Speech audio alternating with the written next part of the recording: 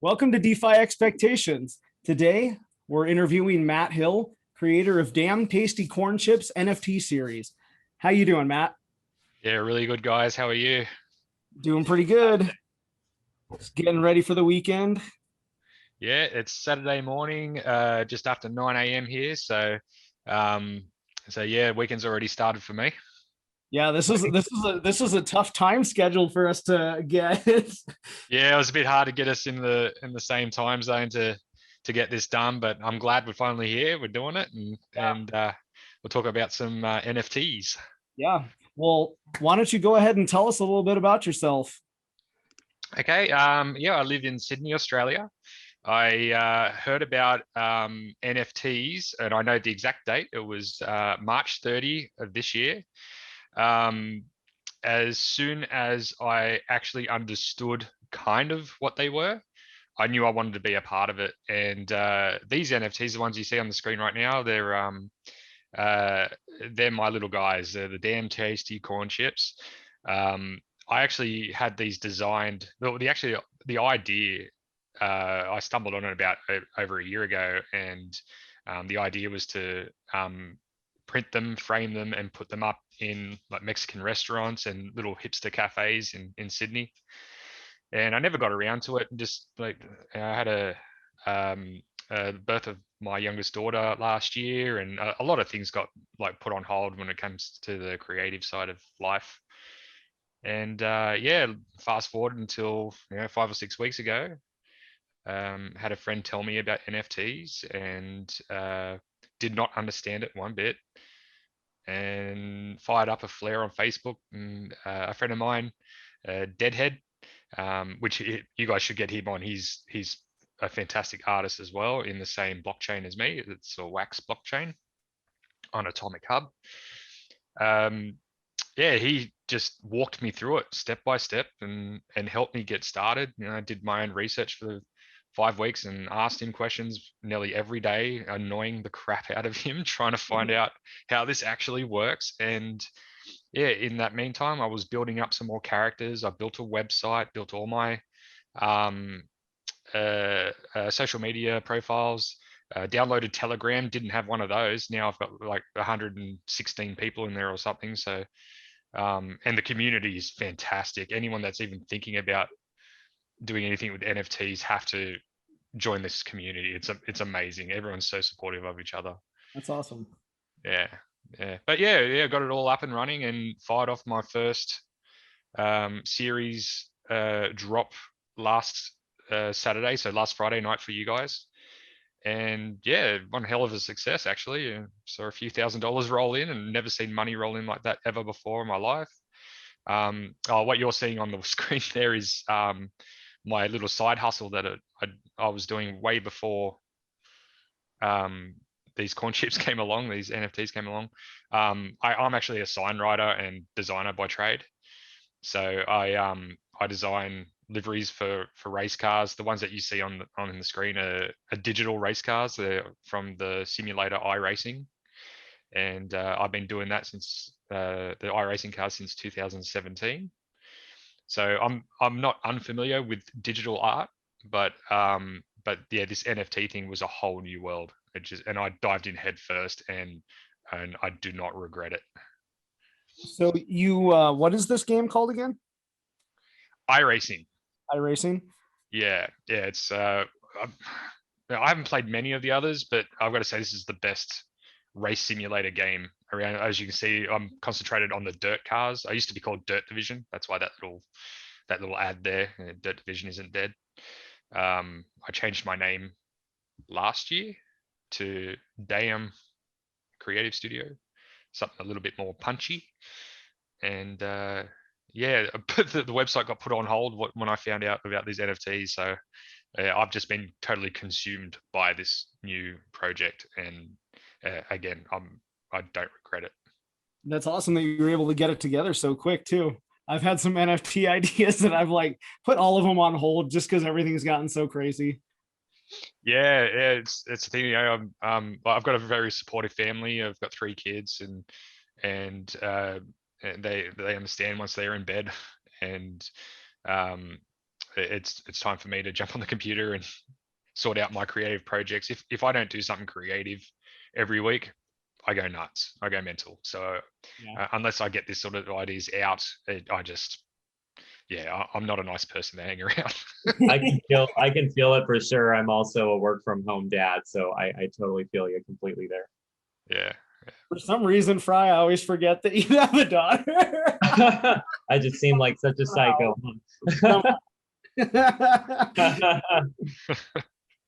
Yeah, I'm a family man.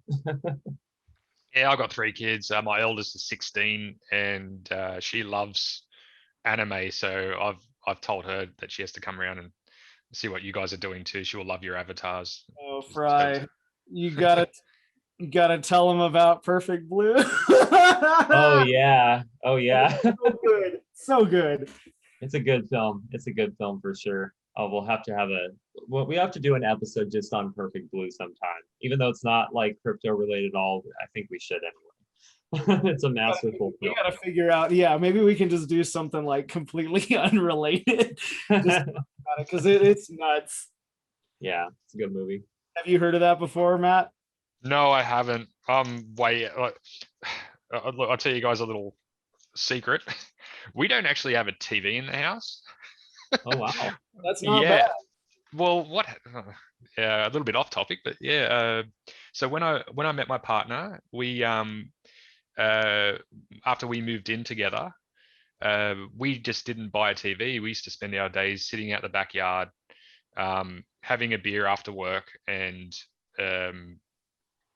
talking. And we had a housemate as well, and helped pay the rent, and they were both from Germany. So we had a lot to talk about.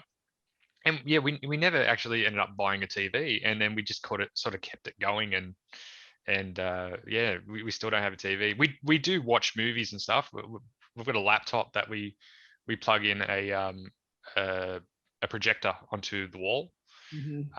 But we don't actually watch any TV, and I have no idea what's going on in the world other than what I see. Good for you. It's a better way to live. Like, I'm proud just not having had cable most of my life. I mean, as soon as I was old enough to make the decision whether or not I wanted cable, I was like, I'm not going to pay for someone to advertise me all day. But it's good to get away from the screens when you can, for sure. Yeah, I used to, like, before I met my partner, my ex-girlfriend, when I was living with her, we had we have Foxtel over here. I don't know if you guys have the same thing. It's like satellite or cable, and there's 300 channels. And I used to spend my nights just sitting there flicking through, and there was nothing on. 300 channels, and I couldn't make a decision what to watch. So I'm glad. I'm glad out of that. I get so much more done now. The only thing, like, whenever I would like actually have time to sit down and watch TV, it'd be like 12 in the morning, and like the only thing on would be infomercials. And it was just like, why are we paying for this at all, for me to watch commercials? Yeah, and that's what cable is anyways. It's like nonstop commercials.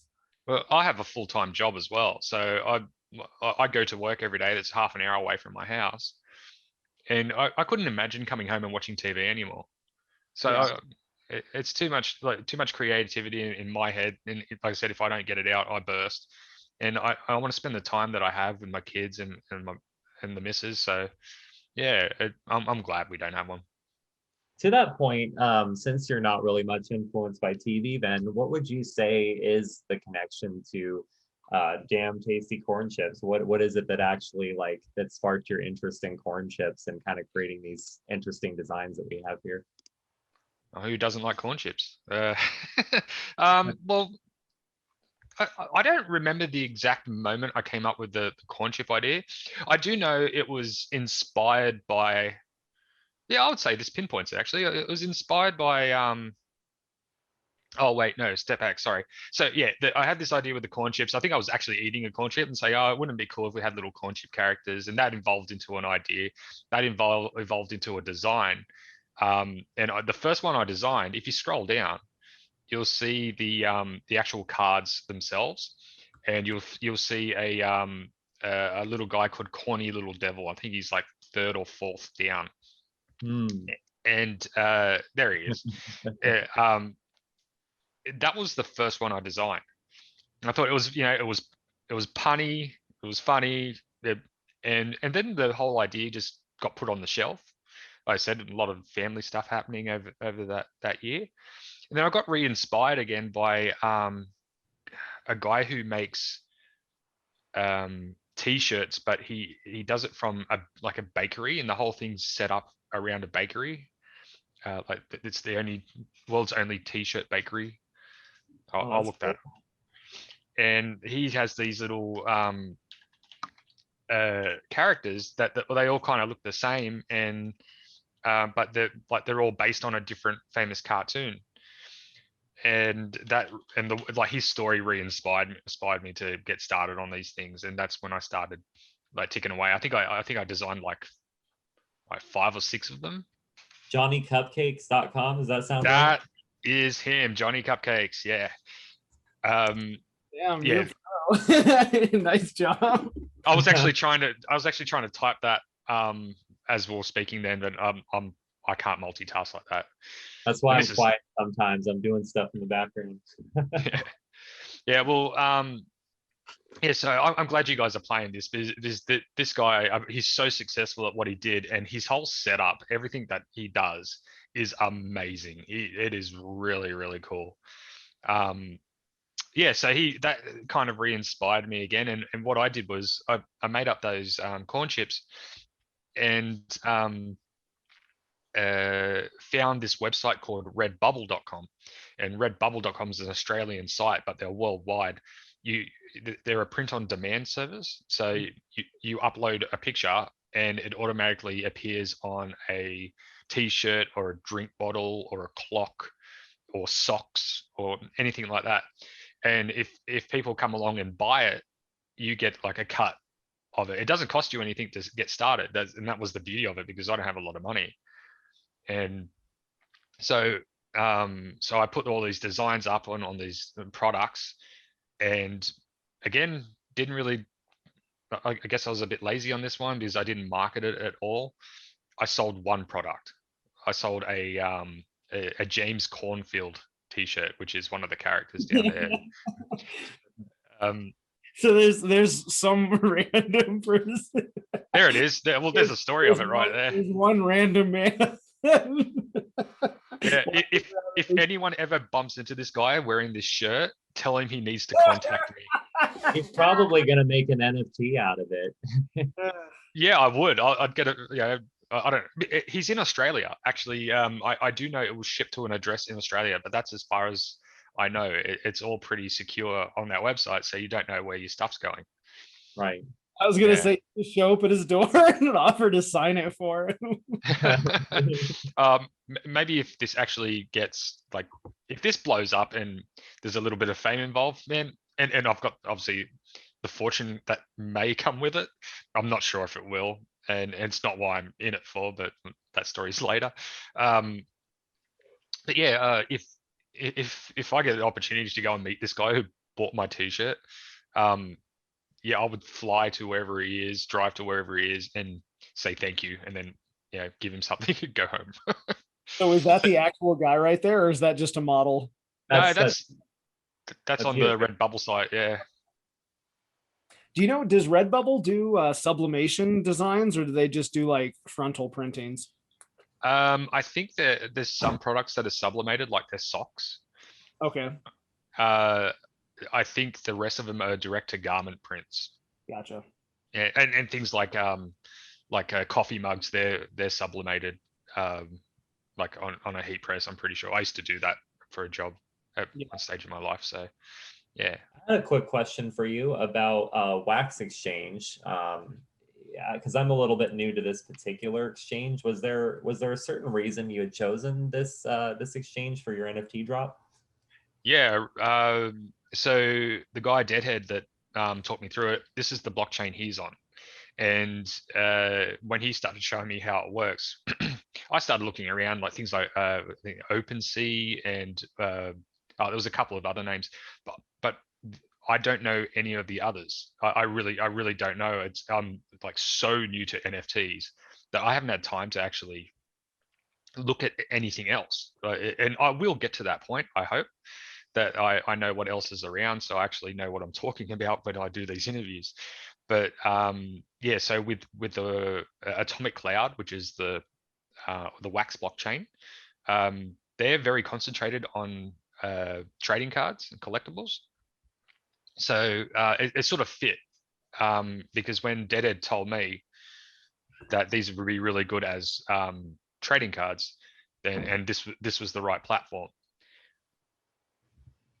Excellent. Yeah, and did you factor in, or have you kind of heard that debate that's going on now about green energy and cryptocurrency? I mean, you have Elon Musk, who recently, there was all this hype around Bitcoin is now going to be able to be used to purchase cars at Tesla, right? And then now you have the recent announcement, him saying, actually, we're not accepting Bitcoin until Bitcoin finds a way to become more energy efficient. Was energy efficiency, or how it would factor into cost of the drop, something you had to look into a lot, or was it just you just kind of went with Wax and it was affordable, it was reasonable, worked for what you were looking for? I was oblivious to all of that until yesterday. I was listening to another NFT podcast, and they actually mentioned that Wax is one of the greenest blockchains for NFTs around. And Oh, cool. look, forgive me if I get these numbers wrong, but the guy that they were talking to seemed to know what he was talking about. It's 222,000 times more efficient, energy efficient than Ethereum. But Mhm. it's like a crazy number. I said I could be talking out of my ass here. I'm not 100% sure, but yeah, but he said there was this crazy number of how more energy efficient Wax is than blockchains like Ethereum, and this is what drew him to that blockchain, is because of how green it actually is compared to all the others. Excellent. Yeah, I was curious about that, if there was a difference with them over some of the others.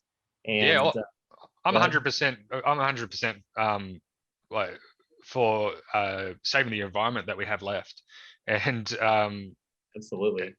and when I heard that Wax is one of the best, it was just a lucky drop for me, because I didn't even put energy consumption into any sort of factor of my knowledge into all of this, because I was concentrated on the art and how to get it out there, and then I find all these tags that hang off these NFTs, and I'm talking to people that still don't know what an NFT actually is, and then but this rabbit hole of information that comes with it, and the pros and the cons, I'm only just coming across now. So yeah, I'm glad I got onto the Wax blockchain for that reason as well, and I'm glad it was just luck that I landed on it.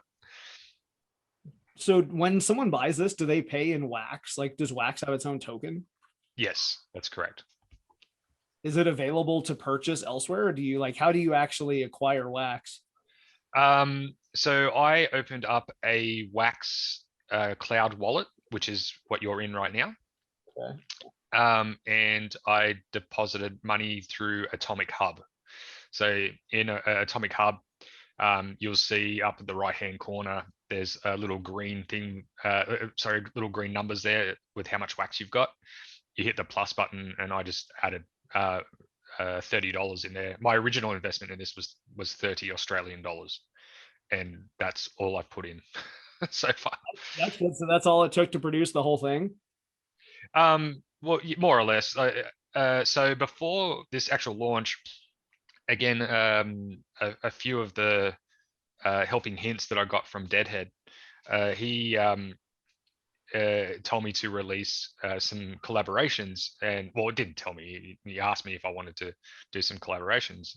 He sent me one of his cards, which was a topless lady in a pair of unzipped jeans that he drew. He hand draws all of his stuff, and he asked me to cover her up. So I put like a little bikini top on her with my corn chips as the actual bikini. Where can you do that at? If you go to my website, it's in the About Us section. You'll see it. If you scroll down to there, framed, and so that one he released, and I think he put $10 on each card, and made it so there was only 30 available, and he also had a free version. That the one you see right there is the free version. He had 1,000 of those that just went out the door in like a minute. Oh, nice. And then he said, oh, okay, it's your turn. So the character you see on the right, that's I redrew that face from another card of his that he called self-portrait. It was a really funny drawing of himself as one of his characters. And yeah, basically I stole his face and put it onto a corn chip. and then again, I did the exact same thing he did. I put up a version that was free. There was 1,000 available. And then I made 30 available of this one and put $10, $10 US each on it. And woke up the next morning and all 30 had been sold. So I had $300 worth of wax in my wallet, which I have probably used maybe 3/4 to maybe all of that 300 now, doing all the topping up of RAM and CPU and all the stuff that all the little costs that are involved in doing a big release. Mm-hmm. Seems like that's an easy platform to go with then, if you plan your drop correctly, right? Because it sounds like you didn't have to come up with a whole lot down to do it. 100%. Like I don't know. Like I said, when I walked into this, I still am very, very new to it all. But if someone like me would, I'm an artist. I'm not incredibly intelligent, but I figured it out. I had friends that helped me on the way through. It cost me $30, and I've made a few grand since the drop. So it's it's definitely something that is simple. I don't know what it's like. I can't say it's compared to other places, but it was fairly simple for someone that's 38 years old whose brain's slowing down on the learning thing. It's the brain's not as spongy as it used to be. And I've managed to do it. And while doing that, building websites, building a collection, building a community in 5 weeks in my night times, after work, after family dinners, after putting the kids to bed, I managed to do it. So I'm pretty sure the smart guys in the community would be able to do an even better job, a quicker job even. Yeah, it's a lot to do. It's an impressive amount of work to do, like between actually creating all the cards. Like I think you did like all the different designs. I think I saw a video of you like signing them too. Is that right? That's right. So if you want to get into my collection, so as you can see on the screen, you got your 3 packs there. They're the 3 main packs. The Teaser Cheese is basically a pack that's you've got 4 common cards and 1 rare or super rare card, and you got in that slot you've got a 66 to 33% chance of getting one or the other, and then the value goes up in each pack that you get. So the Cheese Supreme, you got a chance to get 2 of the special cards. In the Extreme Chili Cheese, you get an extra base card and 3 chances at the different special cards. So and you'll see the next one down. This pack is one that I created last night and put that up for sale. Thursday night, my time. And I've only sold 30 of those packs, and the drop's still going, by the way. So if anyone wants to get into this pack, it's the best value out of all of them. It doesn't actually contain any singular cards in there. It only includes packs. So think of it as like one of the big family packs of chips when you go to the supermarket, and you've got all the other packs inside that pack. The thing with this, I called it Inception to rip off Inception. All these corn chip. If you go into my Telegram, it's just full of puns. Everyone is playing with these corn chip puns. It's awesome. It's so funny how driven by food we are. You know, I would say it's an American thing, but I think it's everywhere. Like with our advertising, we work with Shared Stake, e-staking platform. That's one of the things like we've been trying to do is it's shared stake. So we're trying to incorporate, like stakes meat, and the community is very driven by that. But, we're really trying to eat into that with all our advertising. But it's so funny, like how how quickly drawn we can be to food, and just with how this was done, how successful it's been. I mean, good for you. It's awesome. Yeah, thanks. I'm very impressed with the fact that you slipped a pun in there in that little. You just totally walked over it like it didn't happen. You're trying to eat into that pun thing, yeah? Oh yes. With the steaks, yeah. Very well done. Thank you. Yeah, so this pack, so there's so when you set these packs up, you have to fill slots. So if you want to put 3 assets into this pack, the first asset is called a slot. You will have to choose what the chances are. Sorry, like if there's 2 items that you're going to be giving them a chance to get. So for instance, pack 1, there's a 99% chance you'll get a extreme chili cheese, which is the best pack you can buy out of those 3 up the top. And there's a 1% chance, so 1 out of every 100 packs sold may have a Inception pack in there, which means you'll have a pack inside of a pack that has packs inside. And that could continue. I love this. So, and that could like a taco within a taco within a taco. And I came up with this idea while I was working, and I'm like, oh my god, I've got to do this. And I spoke to a couple of guys downstairs that know what I'm doing in the print room where I used to be, and say, hey guys, what do you think? Should I call it Inception or Incepcorn? And it was overwhelming response that it should be Inception, so I went with that. Did you ever collect like Pokemon cards or anything like that back in the day? I used to collect NBA cards, and we have our rugby league over here. I used to collect the rugby league cards as well, but I don't know where any of the rugby league cards are. I'm looking at the folder with all my NBA cards now, and I've got a little box somewhere where I've put all the ones that I think might be worth something someday. So I used to collect Hot Wheels cars, which I've given to my son, so they're all destroyed now. And something that's kind of creepy, I guess, for a lot of people. I like to collect puppets. I've got some marionette puppets hanging in my office right now. I'm just looking up at them, looking back at me, which is kind of creepy. My daughter has all my racing cars now too. She has all my little toy cars. Yeah. My mom just found all of mine and gave them to me like 2 weeks ago.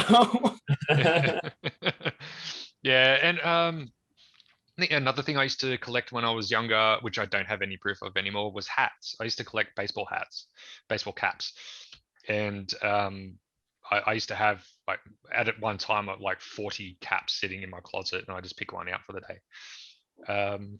But yeah, other than that, I haven't really had a massive amount of money to spend on things that would sit on a shelf and you know, or you'd be able to go to and look at someday, except for those things that, you know, didn't cost a lot of money, like the basketball cards. Yeah, I asked because it seems like you set this up so well. It would seem like you have some knowledge of those kinds of drops and other NFT projects. I can tell you for sure, if you're interested in like sports trading cards, definitely like NBA Top Shot would be something cool to check out. I don't know if you've heard of them or follow them or not, but they're another really cool project in the space that does, of course, NFTs around different moments in basketball history. So it might be worth checking out. Yeah, I've heard about it. I definitely want to go have a look at it. I know a couple of guys that have actually bought some, and they bought it purely for the investment side of things as well, because you know, like when you see how much money these NFTs are selling for, like there's some crazy things out there. There's absolute crazy things going on, and it's only just begun. Like really, I know I haven't been in it for the last 5 years or however long it's been really going for, but like you look around, like there's still probably 80% of our population have no idea what an NFT is. Oh, I think it's way less than that. Even after seeing the SNL skit, they know even less about NFTs, I would guess. Yeah. If they know anything right now, they've probably heard the term Bitcoin and Doge, and Yeah. maybe NFT, but most people I talk to still have no clue what an NFT is. Do you Yeah, I think have a, that, what do you think the biggest like value statement is for it specifically? Like what do you think, what was the reason you decided I really want to put some time into doing NFTs? it was just, it was like, okay, there was a few reasons. One, I'll get the money thing out of the way because I don't like talking about money a lot, and I find it very hard to put a price on things that I've done. Even though I sit there and I calculate the time that I've worked out, like when I do designs for clients, money is it's really tricky thing for me to talk about because I'm focused on the art side of things. Mhm. So when my friend told me about how much money he made, obviously my ears pricked up because he made a fair chunk of cash doing this. And then he showed me the communities that he was involved with. Then he showed me how much art he was able to get out into the world, that he's always like art that he wanted to do, not something that someone's asked him to do for money, art that he wanted to get out. And that's what, when my eyes lit up when he told me that he was able to, distribute his art, and people kept paying money for it because they loved it so much. Mhm. And yeah, that's what pulled me into it. Because like I said, I tried to put these onto t-shirts and didn't really put much effort into marketing. That's my bad. Um, that wasn't successful. No one got to see it. And again, if I was to do the original idea and put these things in a frame and put them up in a Mexican restaurant on their wall with a price tag on it, maybe one person will buy it, and Yeah. maybe 100 people during the year might sit at that table and see it. Where this can reach thousands, if not millions of people, and they can tell me if they like them or hate them or whatever, as long as they've seen them. And if it brings someone some happiness by by having a little bit of a chuckle at their little descriptions that I put on them, or if they actually see a character that they recognize, like the James Cornfield one, for instance, Metallica fans everywhere will know straight away what that is. And if that brings a little smile to their face, my job's done. And that's what really sucked me into this space, is because of the reach. I can really reach a lot of people with this art. It It really is. does empower artists too, especially independent artists. So that's exactly what I was getting at, that value statement essentially.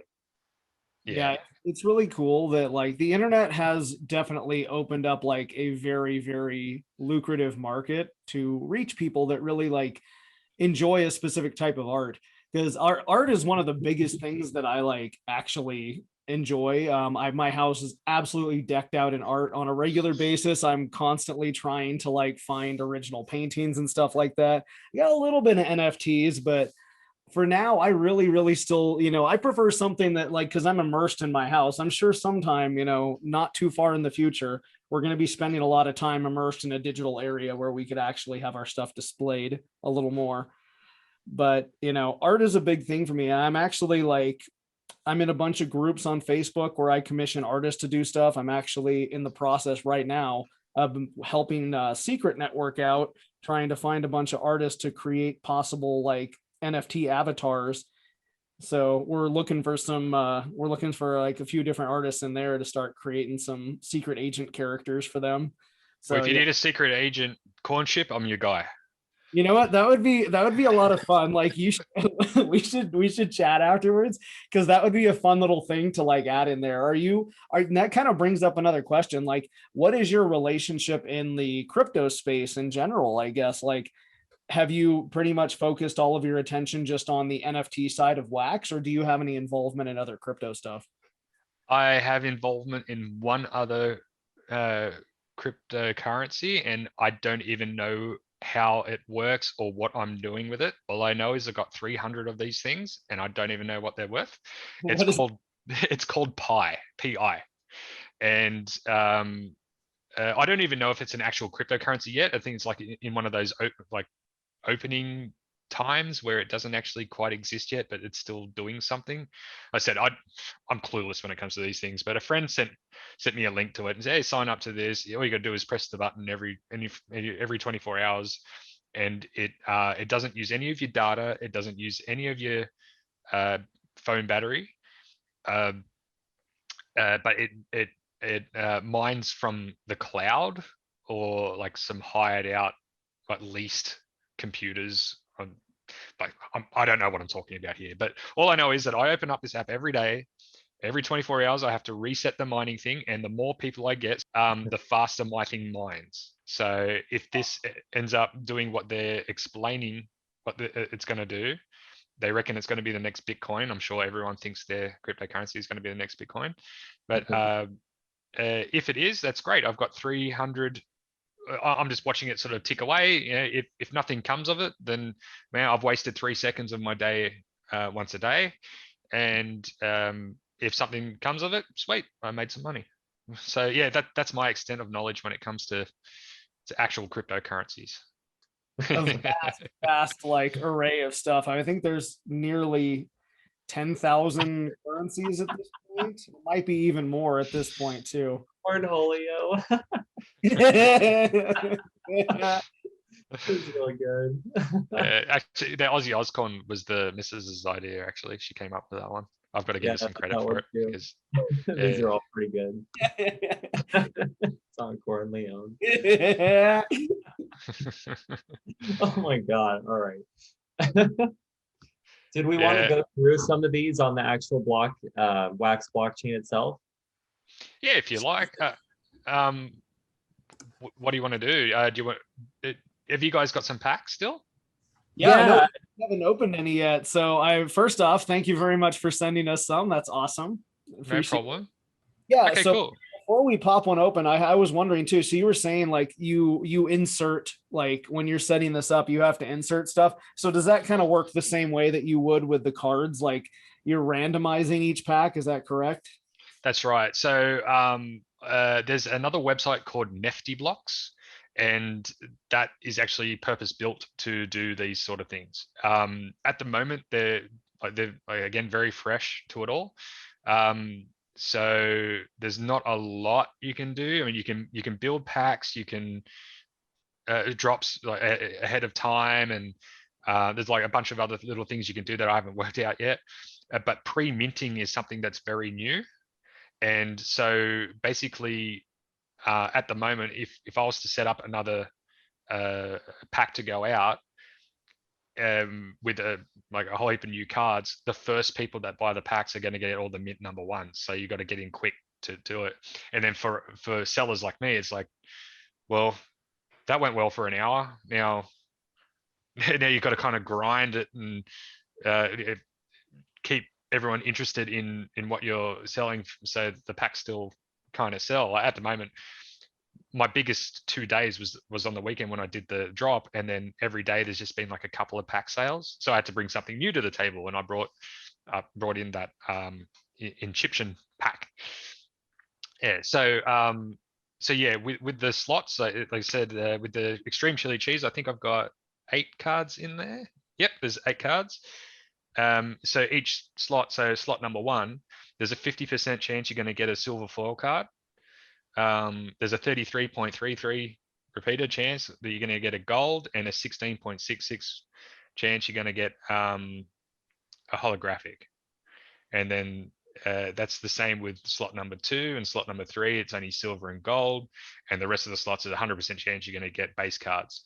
And the reason why I've done it like that is because, and we'll get to the burn mechanism a bit later, I guess, but you're able to blend cards. So if you've got 3 duplicates, you can go to my website, click a button, and it'll take you to a place you can actually join them up to upgrade that card. Yeah, I was going to ask you something about the user experience. You said something there that when a person buys a pack, so obviously we already own these packs, we've already received them, but like when a person actually buys the pack, is it at that time that something within Wax blockchain then determines the 1 in 100 chance of which NFT is provided? Do you give it like an inventory and then it actually handles the percentages or mechanics for you? Or is there some other point of sale at which it determines like what cards they're going to get in that pack? Do you get what I'm asking? How's that mechanism? Yeah. So I think it's NFT Blocks that works that out for you. What I've done with Atomic Hub is uploaded every single asset. So the chip packets are an asset, all the cards are an asset, like each card is an asset. So when you do all this in NFT blocks, you're saying that this asset, the Extreme Chili Cheese Pack, is redeemable for 8 cards, and those 8 cards have these amount of chance that you're gonna get it, the cards that you're after. So if you go buy a packet, like right when if you buy the first packet, like mint number 1, there isn't going to be mint number 1 cards in there unless you open it before everyone else. Does that make sense? So like these yeah. packs, so the packs we're looking at right now that we have not opened, it's still randomized as to what we're going to get, essentially. Is that correct? That's right. But if you say get a silver cornholio, you will get the next available silver cornholio. So if there's been 500 silver cornholios claimed, you'll get 501. Gotcha. Mint number 501. I'm pretty sure that's how it works. Okay. Should we want to go ahead and open one of these? Yeah, I had one more question real quick before you do. Like, so did you have to design the pack itself, or is there like a way? Do they have like a pack that you kind of upload a graphic onto, or did you have to download or like upload that whole thing yourself and create the whole physical like pack that we're looking at right now? That's all me. I did all that. Gotcha. What did you use to do that? Like, is it a 3D program? No, it's Photoshop. It's basically, so I designed, maybe later if you guys have time, I'll actually show you the process that I go through for that. But there's these filters you can buy that are actually a packet that's silver. So the actual packet itself, it comes as looks like a blank packet. The picture itself is a blank packet, and I put it in Photoshop, and I designed the actual details on it in Illustrator, brought those details into Photoshop, and layered that packet over the top of them, over the top of the details, and set like a filter over it so it's sort of transparent and it looks like it's actually on the pack. And then I kind of shaped the image to make it look like it's sort of bending around the edges a little bit. So yeah, there's a little process to it, but yeah, it's fairly simple, and obviously looking at it, it kind of looks real, eh? Yeah, no, it's really cool, and that's what I was asking. Yeah, it definitely it definitely adds to the whole aesthetic. And that actually makes me think of one more thing. So like I've been I've been a player off and on of Magic the Gathering for since 1995. I even got Fry into it actually. Yeah. But with that, there's value in the cards themselves, and then especially for the older stuff, there's value in unopened packs. Like, same thing with unopened video games or anything like that like now are graded and stuff like that. So like, do you think it would be worth it to possibly, because I assume most people open these, and there's got to be some kind of thing on the blockchain that actually says that they've been opened at that point. So is it possible to have an unopened pack technically? Or, I mean, once you open it, does it say that somewhere? Like, or does burns it does it look the exact same way still? It burns it. So once you open a pack, it's gone. Gotcha. So there is a possibility of like, saying, hey, maybe I should keep an unopened pack. Yeah. Especially the low mints. Like if you got in there when I dropped these, I'm pretty sure anyone that holds a number 1 mint of one of these packs are holding onto it. I had a look at how many of these Inception packs that I've sold compared to the amount that's been opened. I've sold 31 packs, and only 17 have been opened. Gotcha. So, yeah. So whether or not that they've been able to find where to open them is a different story, because everyone puts a little link on the description of the packs of where to open them. Mine probably wasn't that clear. Like I said, I'm a real noob at this, and I'm making mistakes every time I do something, but I'm learning from them, which is good. So it wasn't very clear of where you actually open these packs. So that's I'll go through that with you if you want to see how that process works now. Yeah, sure. All right, so you just got to go to my website, which is cornchips.io. Yep. All right, so up the top, you'll see those buttons: open packs, blend cards, videos, and about us. Hit open packs. This will take you to NFT blocks. Oh, so these are the ones that we've received. It just pulls them all up. Okay, I see. That's right. So yeah, you can choose one of those, and when you click on it, you can tell it to open it. Yep. And all your transaction. Now, mind you, that they are building this, but there will be a way to put in an opening pack video. So I got a build time is greater than the maximum billable CPU time. Is that what you're talking about? Sometimes it won't open. I think you need to put a little bit of wax into your CPU usage. I'm very fresh with that too, but you have a tiny bit actually that you could send us over. Yeah, man. Yeah.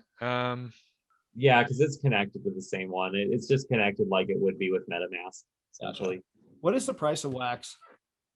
It's about 19 cents at the moment. When I got in, it was 25 cents. So I'm thinking, oh wow, this is a lot of money. And then it dropped 6 or 7 cents per wax. And I was like, oh, well, it's still a lot of money, but it's nowhere near what it should be. Yeah, I mean, on Ethereum right now, the whole NFT market has just been at a standstill because it's extremely expensive to mint them, and it's extremely expensive for anyone to come in and buy them, and it's extremely expensive for some people to sell them too. There's so many fees associated with it. You know, it's like when I first went over to Mintable, I heard about that, and there was like an NFT that was like $1. I was like, oh, well, I'll buy that. That's kind of neat. And it was going to be $60 to buy. And I'm like, well, fuck that. Not happening. Yeah, I'm on hold for some different transactions too, just because of how expensive gas is right now on Ethereum. It's gotten a little better. It's like back to what it was about a month ago, but it was really nice for a little bit. It was actually like, you know, at 32-ish on a regular basis. We just got to wait for EIP 1559, and hopefully that solves all our problems. I always forget that on all these blockchains, you got to have the currency. Yeah, somebody sent me some BNB. I'm going to buy some ass tokens later. Yep. Dude, and that's serious. There's a token out there. It's like a meme. It's like a meme coin. In case you haven't heard of it, Matt, it's like a meme coin type of product, right? Do you have anything to add to that, Robin? Yeah. So ass is like there's on Binance, because of the fact that Ethereum is so expensive. So many projects are being launched on Binance right now, and a lot of them are like just pump and dump scams, basically. Okay. But Ass has like a really, really cool following. It's got like a really memeable name. Obviously, it stands for Australian Safe Shepherd. Okay. Yeah. I mean, like I heard about it. I think it was 2 a.m, and I was going to bed and happened to open Twitter for some reason, and somehow, you know who it was? I think I saw Farmer Brown mention it actually, and I was like, huh, this is intriguing. I'm getting in on this. Fuck it. And I ran upstairs. I spent like 3 hours in their Telegram, and I had just I've never used Binance in my life, and I had taken some like THC tincture. And so like I'm trying to use Binance for the first time, and it's starting to kick in really hard. And I was just stoned out of my mind trying to like figure out Binance. Cannabis and cryptocurrency don't mix. Yeah, I was in the Telegram group just like asking people to send me BNB because I didn't have it. And I happened to have some pancake actually that I had bought a while back. So I got that, got the BNB, transferred the pancake over, and then swapped it for ass. And that was apparently, I think, the start of day number 2. So I heard about it, I believe, on like the night of day number 1. You know, it's really funny. So you're talking to someone that has no idea really, like compared to a lot of people about crypto, and you're saying you're swapping pancakes for BNB for us. No, and okay, it gets even better. So the way that you track how much your like what's referred to as shit coins, the way you track them is on something called poo coin. That's amazing. Yeah, all you have to do is go to oh, how do I do this? Yeah, so you've got to put it into your CPU. All right, so I got to put the wax into my CPU. Yeah, it's one of the buttons on the left. I've only done it once. Try resources on the right hand side there. That's the one. See how you got yeah, see the CPU? I just put 10 wax in there. Okay. 10 steak. Yeah, that should last you a while. It looks like it did it already. Is that all I need to do? I think so. If you go back to the website, you'll be able to see if it worked or not when you try and open the pack. Looks like it's working now. Crazy. Yeah. Boom. Chipney Yeah. Spears. Ozzy Osbourne. All right. Oh, you got a rare one too, the silver one. Nice. I got a rare Chipney Spears. And a Charlie Chiplin. And a Chipney Spears common. Yeah. So if you had cool. So what you can do with these now, so I've set it up to be kind of a game. It's a trading card game. So if you had 3 of those base cards, let's say the Chipney Spears ones, you can trade them in for another silver Chipney Spears card. So then you'll have 2 of those. Because if you want to get a holographic one, then you can trade in 3 of the silvers for a gold, and if you get 3 golds, you can trade in those 3 golds for a holographic, and then you've reached your end of collecting that card. So you've got the most rare version of that card is the holographic. Then another part of the game where you guys brought up earlier was when I signed all 72 cards. The reason I did that, it's just an idea that sort of pricked in my head, but the idea behind that is I really don't like copying and pasting. I'm one of those guys that do things the hard way. I mean, it's fine to set up a template like these cards, but as for signing, if you get a signed card, I hate seeing it that it's been printed or it looks exactly the same as another one because someone's just dropped it on and copied and pasted. So I went through and signed every single card on a Wacom, videoed it to prove it, and then put it up on YouTube so you can see it there. The reason behind all this is because there is another set of 72 cards to collect, and that's the signature cards. And to collect them, you need 6 duplicates of each card to get the signature card version of it. So if you have 6 silver Chipney Spears, you can burn that for the signature card version of it. But if I wanted to get platinum, I'd want to trade 3 of them up to a platinum and then get 6 of the platinums to trade for a signed platinum, right? That's right. If I had platinums, yeah. But yeah, that's right. You need to.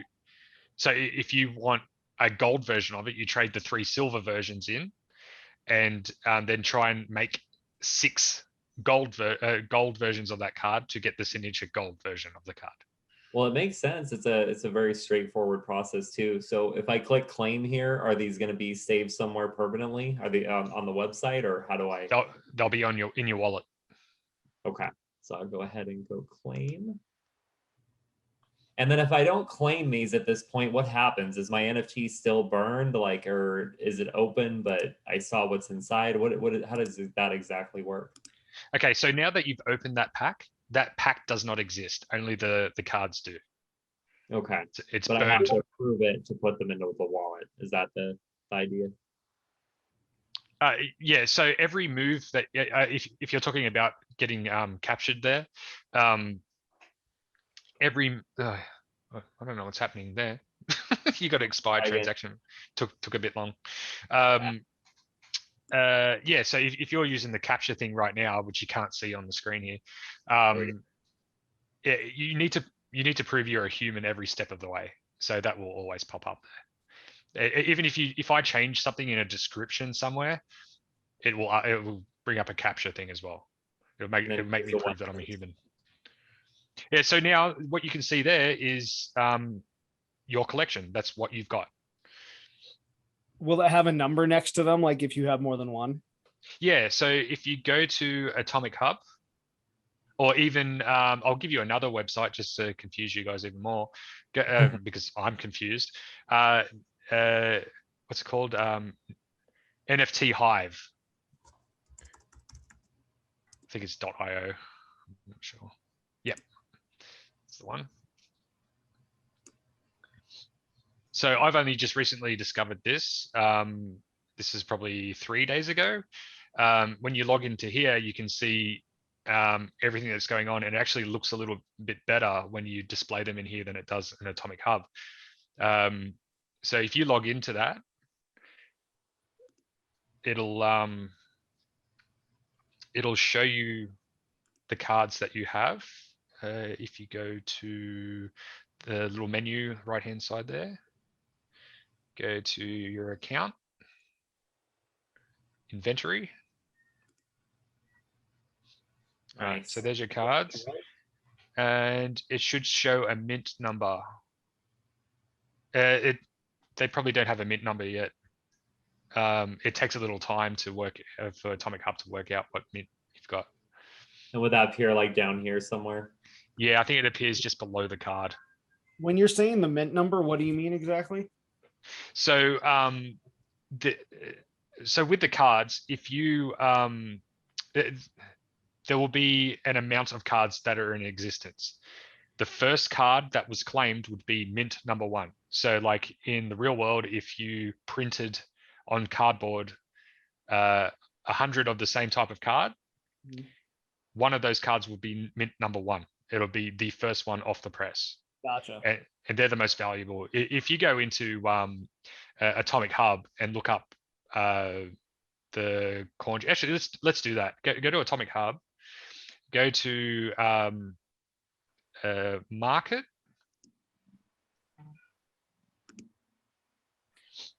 and search collections and just type in corn chips. It's on the left. On the left. Okay. Yep. Click on that.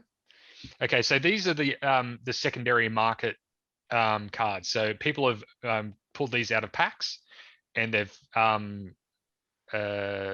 put them up for sale on the market. So if someone needs an extra gold Wacken open air fried chip to get their holographic, they can come over here and buy it for 8 wax, which is about $1.58 at the moment.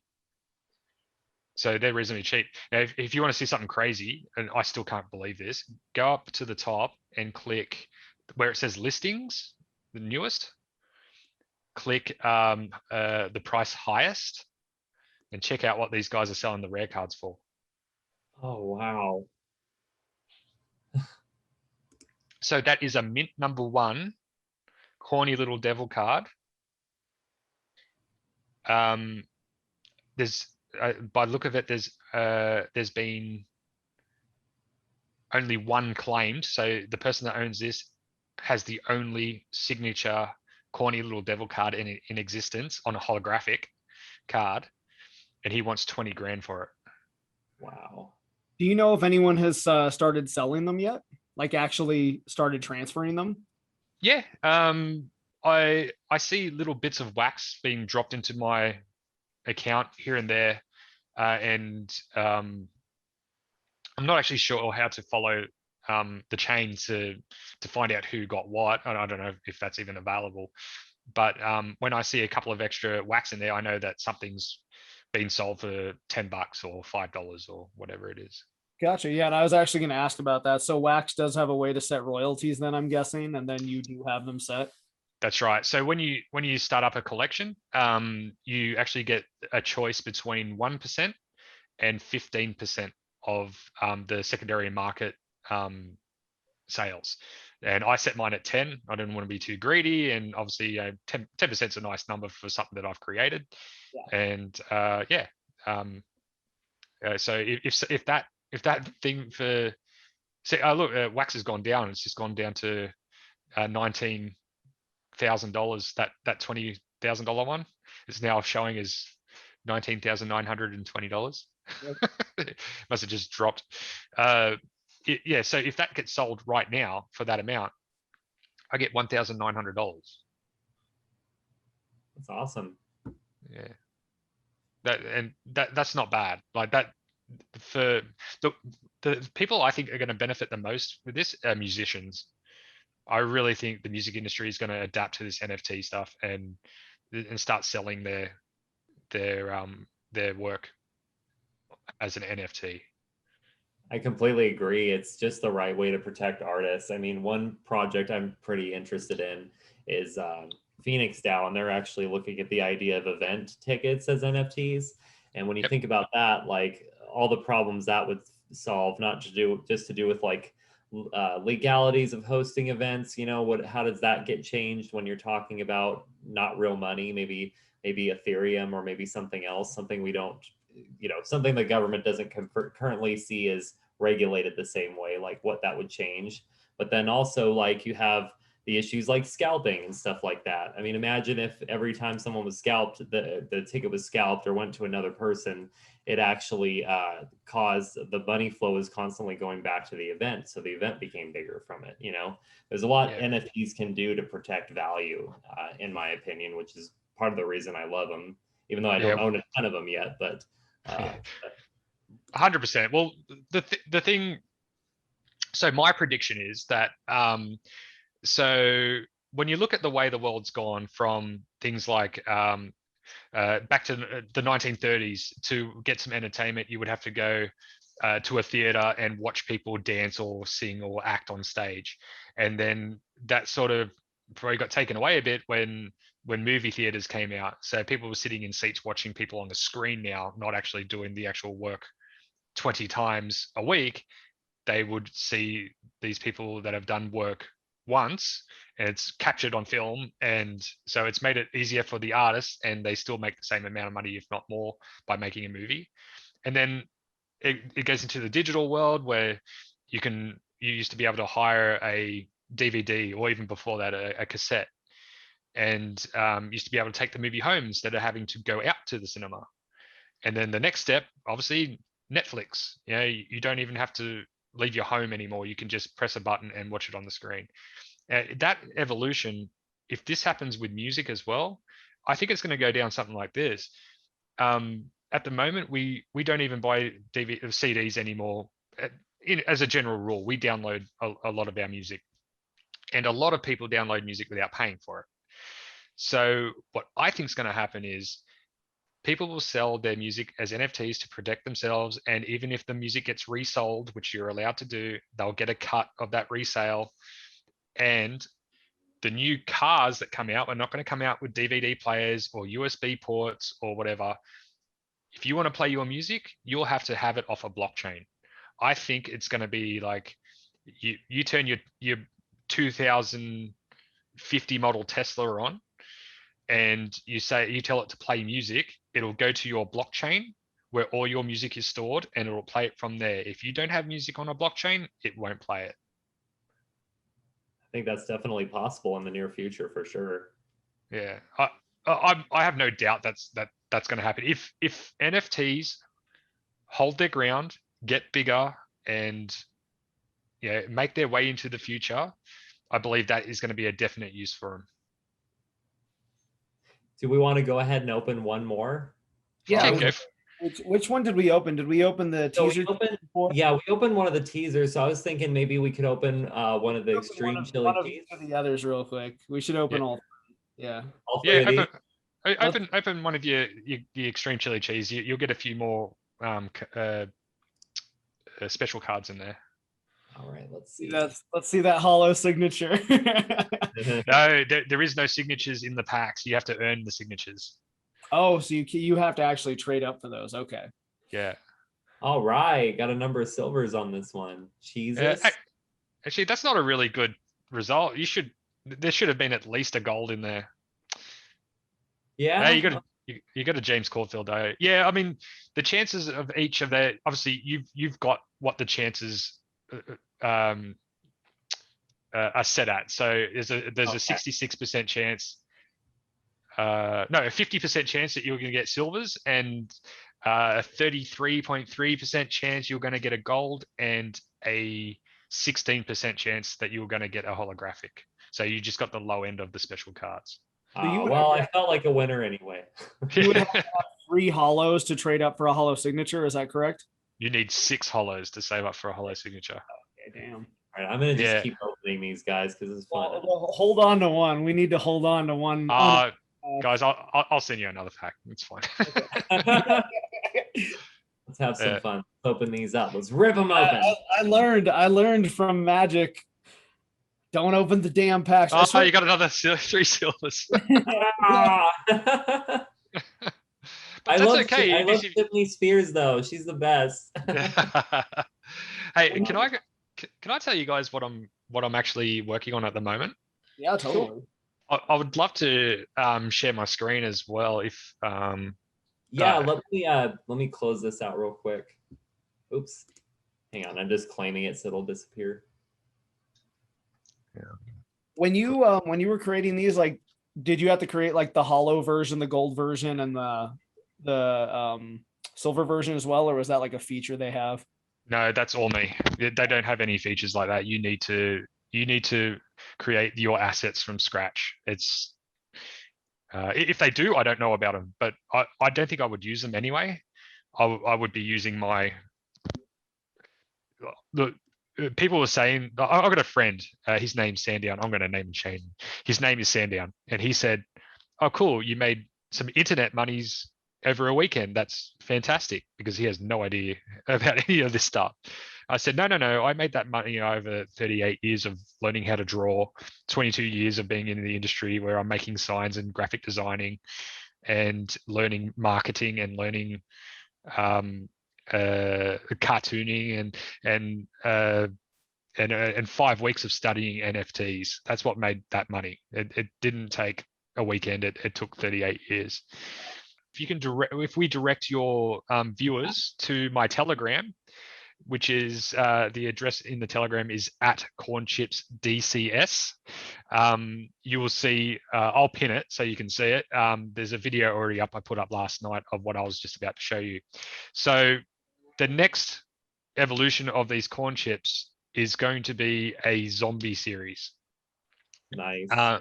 Now, in this zombie series, it is... Okay, so when you burn a card to trade up for the next card, that burn card no longer exists. You've killed it, right? It's gone. It's dead. I'm bringing them back to life as the undead zombies that you will see in the next couple of months. So I've got a guy named Robert on my Telegram, and he's so helpful. He obviously knows what he's doing. He made a script to record how many of each card gets burned, and I'll decide on a date. I'm hoping, fingers crossed, that it all works out. I'm going to release this new version of the corn chips on Friday the 13th of August. So maybe at midnight for you guys. I'm not sure yet. We'll get to that. But those burned corn chips, I'll have a number. I'll set a date and say, okay, that's it. If you hold a signature card of any type, you have earned the right to be a zombie hunter. While you're earning the right to be a zombie hunter, you will need to burn a whole heap of cards. So there'll be more cards thrown into this pile. And let's say 1,000 Chipney Spears cards have been burnt up till that date. There'll be only 1,000 Chipney Spears cards available as zombies to hunt. And the idea behind it is these cards are going to be animated. So it'll be a next step up from what I know. I need to learn how to animate these things. I will animate them. I'll also have in packs, undecided whether I'm going to actually put them in the packs you buy the zombie cards in or separate packs. You'll have weapons. So let's say, for instance, to keep it simple, a shotgun. If you find a shotgun card, you need to go and find 2 shotgun shell cards, blend those together, and then you have a loaded weapon. You can blend that card, the loaded weapon card, with a zombie card, and you'll have an animation of the zombie's head getting blown off.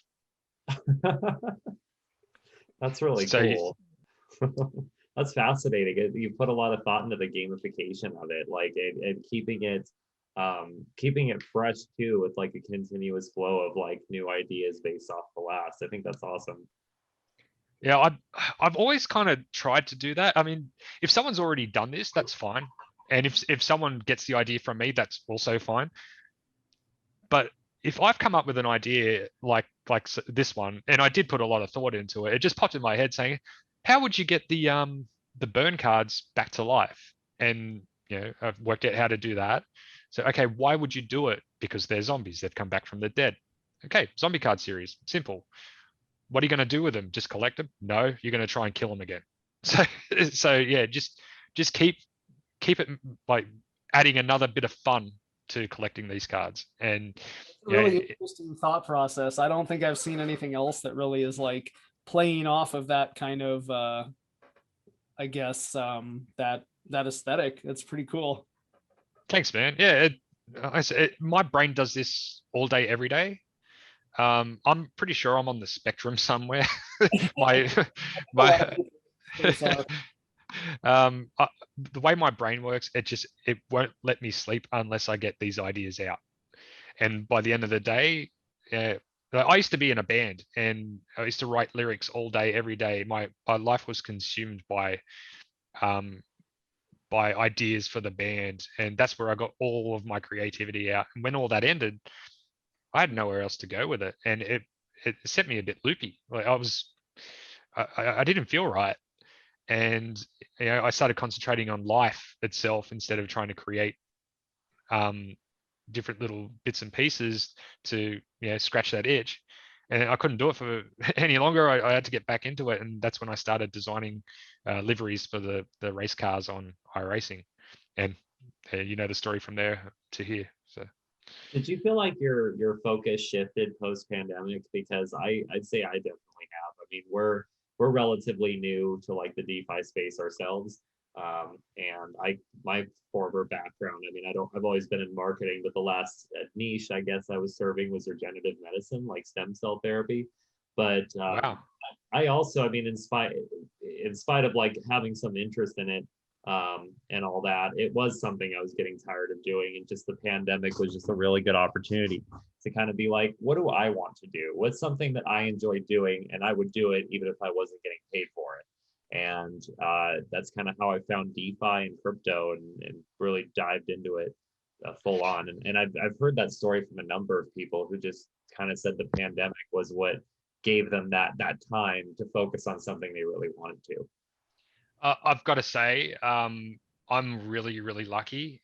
The pandemic did not change much in my life at all. The place I worked stayed open. I never worked from home. It was always go to work. We wore masks when we went out in public. And we all did our bit to make sure that our country kept moving along in the right direction.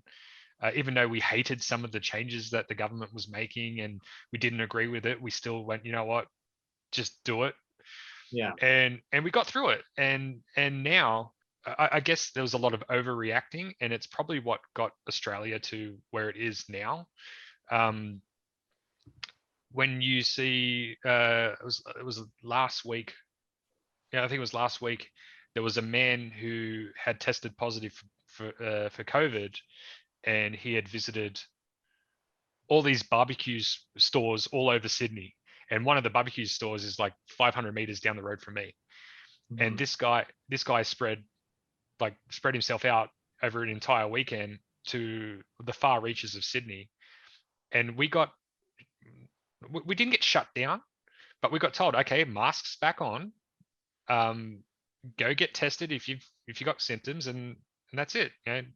Just continue on business as usual. And we have, and it's been like that all the way from start to finish. So I'm sorry to say I don't have a story for you that the pandemic changed my life in positive or negative ways, because it really didn't. Honestly, the biggest effect that it has on my family is the fact that we can't travel to Germany, because my partner's from Germany, and we really want to go and see her family, and we just can't do it. So I totally get that. And I feel like everybody, that's a story in and of itself, the disparity of like existence. Everybody's Everybody's had just a completely different story of how it's affected them, some people less. So, I mean, there are people through certain opportunities who will profit and prosper from the pandemic in some way or another. And there's people it'll barely impact, and there's people it'll make their life a lot harder. So it's still interesting to me to hear like how other countries have responded and how the people in those places have kind of dealt with the issue. If I had this idea and knew about NFTs 2 years ago, I can tell you right now, I would have a lot more products out there because I would have had more time indoors to sit down and research on how to do this stuff a lot more than I did in 5 weeks. So yeah, I think I would have a far more superior product. I would have something that was more polished. I would have something that was just 100% better than what I've started with, which is okay because that's what I'm going to have soon. This is only my first one, and that will get better. Like I said, the pandemic didn't really affect my life too much. I guess that was just the timing that fell on my luck. It only happened 5 or 6 weeks ago instead of a year or two ago. So I'll just run with what I've got now. Awesome. Robin, did you have any other questions? I think I've pretty much finished up. Yeah, I wanted to just see, is there a place where like somebody could go to see like the whole entire series? Yeah, it's on my website. The only thing that's not up yet is the zombie chips, but they will be soon. But so if you go to cornchips.io, you'll see the entire series there. You can also, if you go to Atomic Hub and you look up like what you did, you search the collections of, sort it by corn chips DCS, you will find everyone that is selling their aftermarket products. They're selling my products aftermarket, and you can see what they're actually going for. You'll see packs for sale all the way through on Atomic Hub as well. But the easiest way I know that you can buy a pack is just going to cornchips.io, seeing what's available there. You just click on the pack and it'll take you straight to a drop site where you can buy it. There's plenty of discounted packs up at the moment as well, because I set up a whole bunch with a wax price instead of a dollar amount. So if you go surfing through Atomic Hub, you'll see some that are going for like $9 that are originally $13. So if you suck those up before the price of wax goes back up, buy the dips, as they say. The chips go well with the dips. So yeah, help yourself. That's awesome. Well, yeah. What are some other ways people can contact you? I'll give out my phone number if you like. No, I'm kidding. I've got all the social media accounts set up. So I've got Facebook, which is /cornchipsdcs, and that's the same as Twitter as well, and Instagram, and of course the Telegram. I've had a few people email me directly through my email as well. That's fine. However you want to talk to me, if you just want to say, hey, I like your chips, then yeah, tell me. I love hearing good feedback like that. If you don't like my chips, that's fine. Don't have to buy them. They can send you an email about that too. Excuse me, sir, I do not like your chips. Yeah, I really can't stand this. I'm offended by cheeses. Yeah, I know. Yeah, we need to share that around to some Christian Twitter groups, I guess. Oh yeah, I had a feeling that one's going to offend some people, but that's okay. I'm yeah. Hey, love it. Hopefully it gets you some press. If it does, yeah, we should send it to Fox News.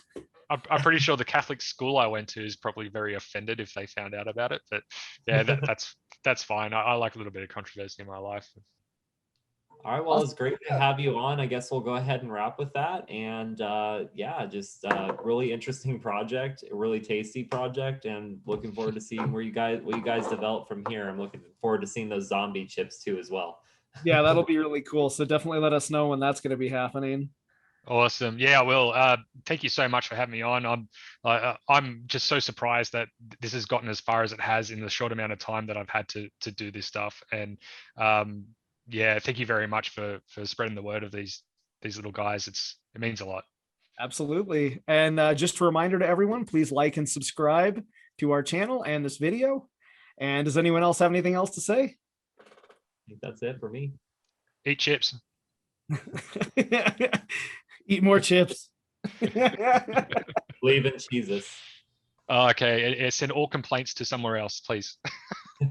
Absolutely. That's what your email's for. Awesome, guys. Thank you so much for having me on. Absolutely. Have a great Saturday. Take I care. will do. Have a good weekend, guys. Talk to you soon. Bye.